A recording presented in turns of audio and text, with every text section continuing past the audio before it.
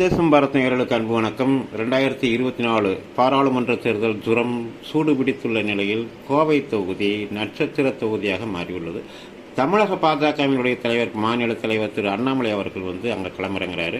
இந்த தொகுதியில் ஏற்கனவே 2 முறை பாஜகவினுடைய சிபி ராதாகிருஷ்ணன் அவர்கள் அமோக வெற்றி பெற்றிருக்கிறார். குறிப்பாக சொல்லணும்னு சொன்னால், பாராளுமன்ற தொகுதிக்கு உட்பட்ட சட்டமன்ற தொகுதிகள் 6 தொகுதிகள். இதில் பல்லடம், சூலூர், கவுண்டம்பாளையம், கோவை வடக்கு, கோவை தெற்கு, சிங்காநல்லூர், இந்த 6 பகுதியிலையுமே பாஜகவுக்கு கணிசமான வாக்கு வங்கி உண்டுங்கிறது கிட்டத்தட்ட தமிழ்நாட்டில் இருக்கிற எல்லாருக்குமே தெரியும்.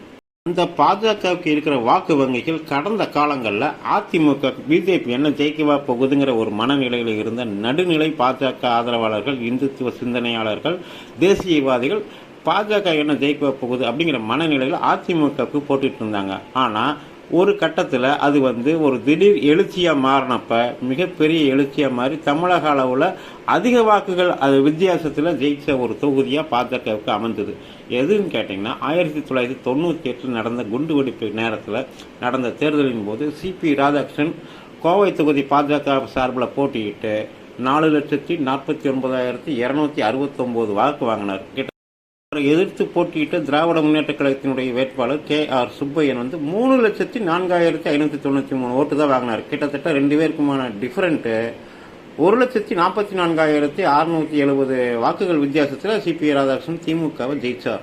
அப்படியே திரும்பி 2024க்கு வந்தோம்னா, கடந்த ஒரு 3 ஆண்டுகளாக தமிழக அரசியலில் பாஜகவினுடைய தற்போதைய மாநில தலைவர் அண்ணாமலை வருகைக்கு பின்னாடி ஏற்பட்டிருக்கிற எழுச்சி, அவர் நடத்தின எண்மண் எண் மக்கள் நடைப்பயணம், இதெல்லாமே ஏற்படுத்திக்கிற தாக்கம் குறிப்பாக கொங்கு மண்டலத்தில் மிகப்பெரிய அளவில் ஒரு அலையாக மாறி இருக்குது. கிட்டத்தட்ட அது எப்படி நம்ம பார்க்க முடிஞ்சுன்னு சொன்னால், எண்மண் எண் மக்கள் நடைப்பயணத்தினுடைய நிறைவு நிகழ்ச்சி பல்லடத்தில் நடந்தப்ப இது வரைக்கும் நடந்த எந்த ஒரு கடந்த ஒரு 30 ஆண்டு கால பாஜகவினுடைய தமிழக பயணத்தில் இப்படி ஒரு எழுச்சியை கிட்டத்தட்ட ஒரு 2.5 லட்சம் பேர் ஒரே இடத்துல திரண்டிருந்த ஒரு மாநாடு போன்ற ஒரு அந்த காட்சியை அந்த இடத்துல பார்க்க முடிஞ்சது. திரு அண்ணாமலை அவர்களை கோவை தொகுதியில் இறக்கியே தீரணும்னு சொல்லி அமித்ஷா, திரு மோடி அவர்கள் இருவரும் ஆலோசனை செஞ்சாங்களா வெளியே தெரியாது. அதை மையமாக வச்சு தமிழகத்தில் இது வரைக்கும் ரோட் ஷோ அப்படிங்கிற ஒரு கல்ச்சரை கொண்டு வராத பாஜக இதற்கு மாறாக கோவையில் ஒரு பெரிய ரோட் ஷோவை நடத்தினாங்க. கிட்டத்தட்ட ஆயிரக்கணக்கான மக்கள் அந்த ரோட் ஷோவில் பங்கேற்று பாஜகவுக்கு ஆதரவு தெரிவித்தாங்க. இந்த நிலையில் தான் கோவை பாராளுமன்ற தொகுதியில் தமிழக பாஜக தலைவர் அண்ணாமலை களம் இறக்கி இருக்குது பாஜகவினுடைய டெல்லி தலைமை.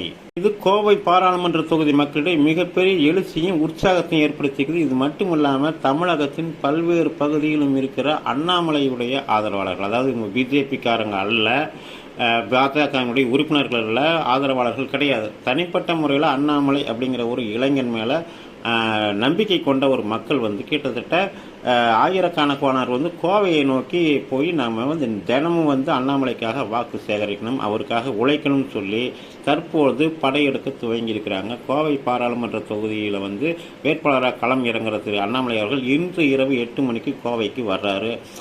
அப்போ ஏற்படுற எழுச்சியில் பல்வேறு பகுதிகளில் இருந்தும் அண்ணாமலை அவர்களுக்காக வேலை செய்யறதுக்காக இறங்கியிருக்கிற இளைஞர்கள் பட்டாளம் களம் இறங்கும்னு எதிர்பார்க்கப்படுது. பொறுத்திருந்து பார்ப்போம். தமிழக அரசியலில் கோவை தொகுதி என்ன ஒரு மாற்றத்தையும் தாக்கத்தையும் ஏற்படுத்த போகிறார்கள். நன்றி, வணக்கம்.